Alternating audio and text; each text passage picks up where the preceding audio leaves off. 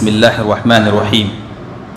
عن عبد الله بن عمر رضي الله تعالى عنهما قال أخذ رسول الله صلى الله عليه وسلم بمنكبي فقال كن في الدنيا كأنك غريب أو عابر سبيل. وكان ابن عمر يقول إذا أمسيت فلا تنتظر الصباح وإذا أصبحت فلا تنتظر المساء وخذ من صحتك لمرضك ومن حياتك لموتك.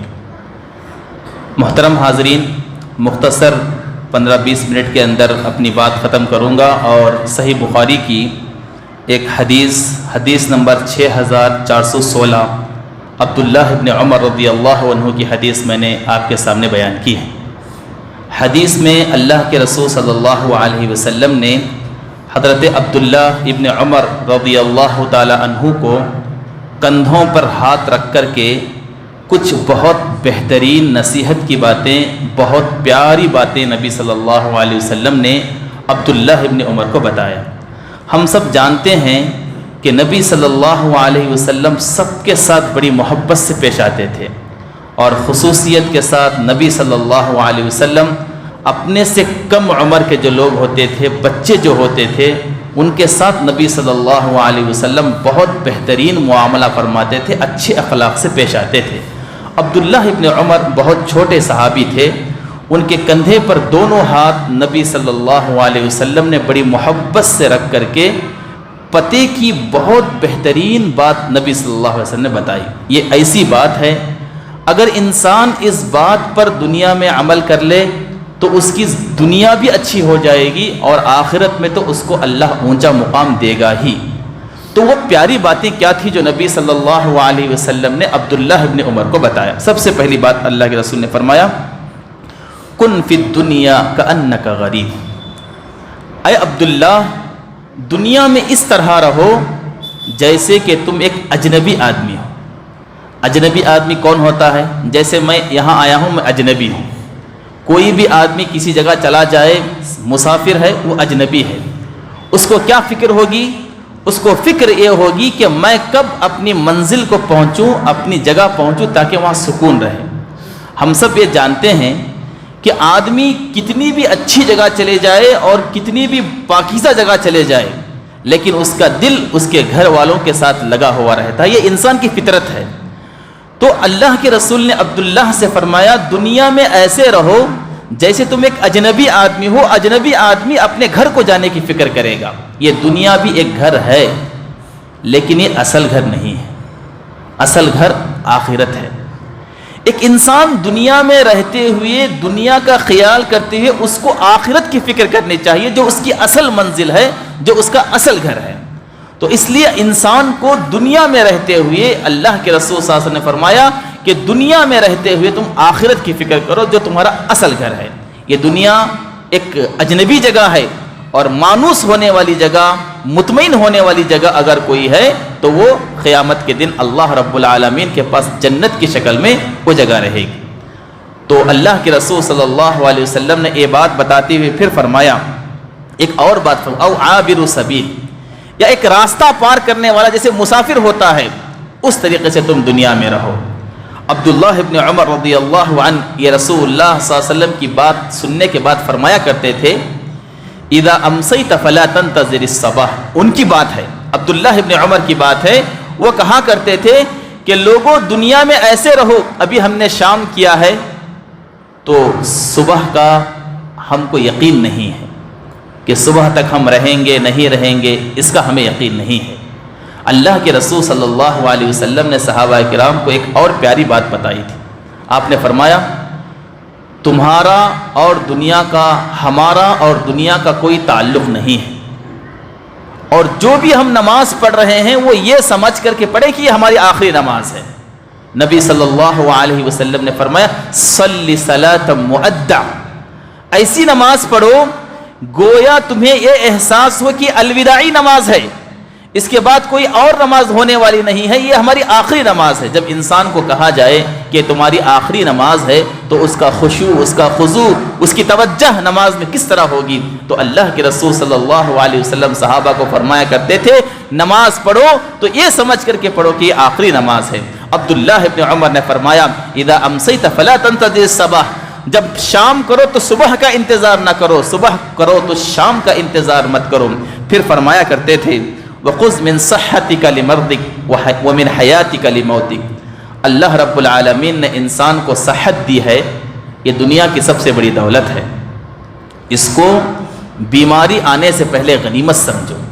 صحیح بخاری میں اللہ کے رسول صلی اللہ علیہ وسلم نے فرمایا نعمتان مغبون فیہما کثیر من الناس، اللہ کے رسول نے فرمایا دو نعمتیں ایسی ہیں جس میں اکثر لوگ دھوکے میں ہیں، اس کی حقیقت اور اس کی کیا اہمیت ہے لوگوں کو اس کے بارے میں معلوم نہیں ہے۔ وہ دو نعمتیں کیا ہیں؟ کہا الصحت، سب سے پہلی نعمت ہے صحت، والفراغ، اور دوسری نعمت ہے خالی وقت۔ یہ دو ایسی نعمتیں ہیں کہ انسان کو یہ ختم ہونے کے بعد اس کا اندازہ ہوگا۔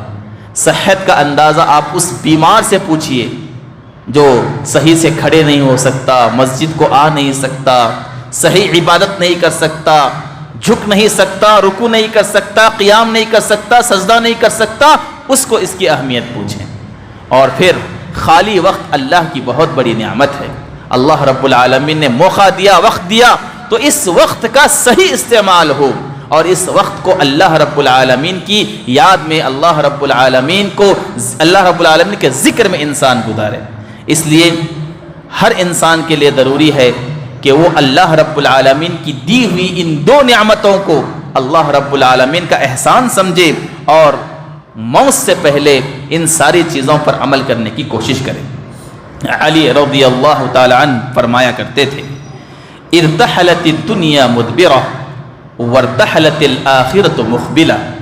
صحیح بخاری میں ہے، علی رضی اللہ عنہ کا یہ قول صحیح بخاری میں ہے، علی رضی اللہ عنہ فرمایا کرتے تھے لوگوں دنیا پیچھے جاتی ہے اور آخرت آگے آتی ہے، یعنی انسان جیسے جیسے اس کی عمر ختم ہوتی ہے تو انسان دن بدن کیا ہوتا ہے؟ خوش ہوتا ہے کہ میں آج 40 سال کا ہو گیا، میں 45 سال کا ہو گیا، میں 60 سال کا ہو گیا، میری عمر زیادہ ہو گئی۔ آدمی خوش ہوتے رہتا ہے عمر کی وجہ سے، اسے خوش ہونے کی ضرورت نہیں ہے، بلکہ اسے اپنا محاسبہ کرنا ہے کہ اتنی عمر ہوئی میں نے اب تک کیا کیا، وہ کون سا میرا عمل ہے کہ جس کو لے جا کر کے میں اللہ کے پاس کہہ سکوں کہ اللہ میرا آسان حساب لے مجھے جنت میں داخل کر دے، میں نے ایسا کون سا عمل کیا ہے اس کے بارے میں انسان کو غور کرنا ہے۔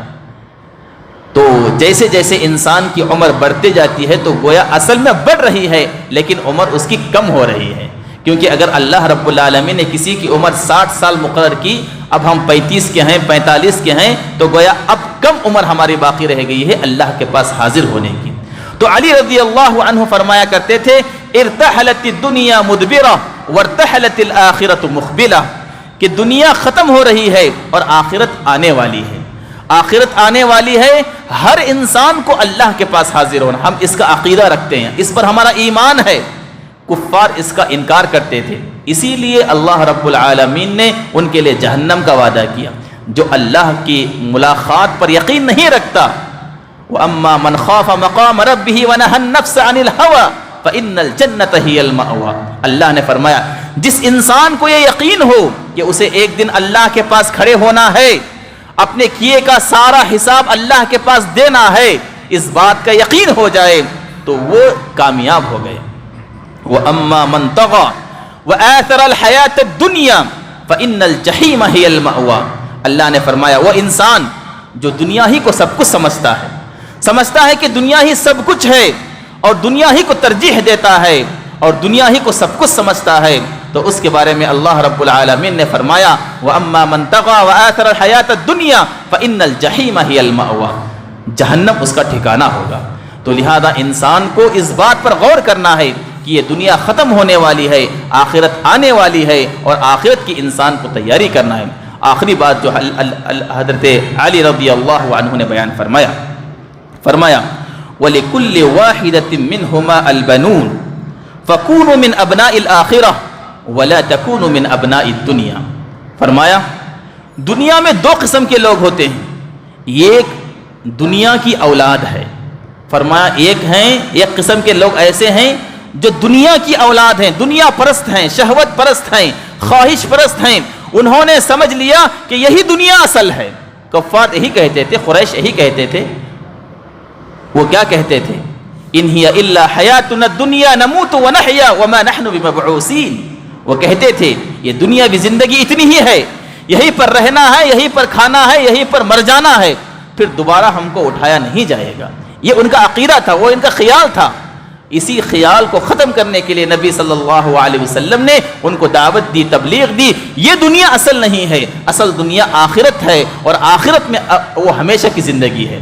یہ زندگی ایک دن ختم ہونے والی ہے۔ اللہ رب العالمین نے انسان کی عمر مقرر فرمایا ہے۔ اللہ کے رسول نے کیا فرمایا؟ صحیح ترمذی کی روایت ہے، اعمار امتی ما بین الستین الی السبعین وقلیل من یجوز۔ آپ صلی اللہ علیہ وسلم نے فرمایا میری امت کی عمر 60 سال سے لے کر 70 سال کے درمیان ہے، بہت کم لوگ ہیں جو 70 سے پار کر جاتے ہیں۔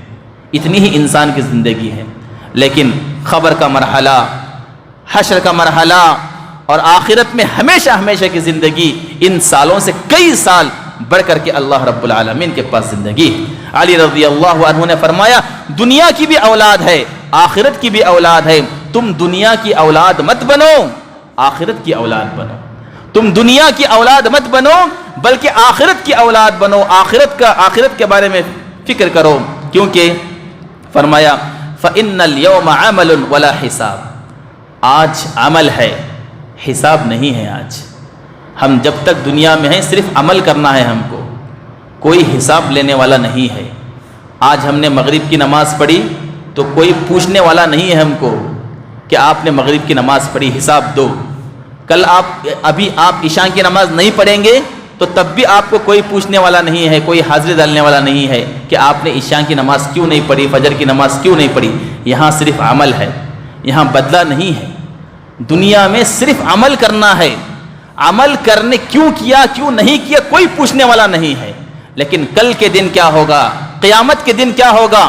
فرمایا علی رضی اللہ عنہ نے وغدن حساب ولا عمل، کل کا دن جو ہوگا وہ صرف حساب کا دن ہوگا، وہاں اللہ حساب لے گا، وہاں عمل کرنے کی کوئی گنجائش نہیں ہوگی۔ آپ کہیں گے کہ مجھے نماز پڑھنا ہے، مجھے فلاں کام کرنا ہے، کچھ نہیں کر سکتے۔ اللہ رب العالمین نے کیا فرمایا؟ وَأَنفِقُوا مِمَّا رَزَقْنَاكُمْ مِنْ قَبْلِ أَنْ يَأْتِيَ أَحَدَكُمُ الْمَوْتُ فَيَقُولَ رَبِّ لَوْلَا أَخَّرْتَنِي إِلَىٰ أَجَلٍ قَرِيبٍ فَأَصَّدَّقَ وَأَكُن مِّنَ الصَّالِحِينَ۔ سورہ منافقون میں اللہ نے فرمایا انسان کہے گا اے اللہ مجھے تھوڑی مدت دے، تھوڑی مہلت دے، جتنا میرا مال ہے، جتنی میری جائیداد ہے، وہ سب میں تیرے راستے میں خرچ کر کے دوبارہ آ جاؤں۔ اللہ کہے گا موت آنے کے بعد اب عمل نہیں ہے، موت آنے کے بعد انسان کے لیے عمل نہیں ہے، جو کچھ عمل ہے وہ اس دنیا میں ہے۔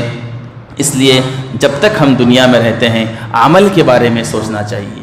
کل حساب اللہ ضرور لے گا، اور حساب دینا ہی ہے ہم سب کو اللہ رب العالمین کے پاس۔ اس لیے آج کے اس دور میں ہم کو عمل کے بارے میں سوچنا ہے، چاہے ذکر ہو، صبح سے لے کر شام تک کی زندگی، شام سے لے کر رات تک کی زندگی، رات سے لے کر پھر صبح تک کی زندگی، یہ پوری زندگی، ایک دن، ایک ہفتہ، ایک مہینہ، ایک سال، 10 سال، جتنی بھی ہماری زندگی گزرتی ہے فرمان رسول اور اللہ کے رسول صلی اللہ علیہ وسلم کی زندگی کے مطابق گزرے، یہی اصل ہماری زندگی ہے۔ اللہ سے دعا ہے اللہ رب العالمین ہم تمام کو سنی ہوئی ان باتوں پر عمل کرنے کی توفیق عطا فرمائے، اور اللہ رب العالمین ہمیں اچھا اور نیک عمل کرنے کی توفیق عطا فرمائے۔ آمین۔ وآخر دعوانا الحمد للہ رب العالمین۔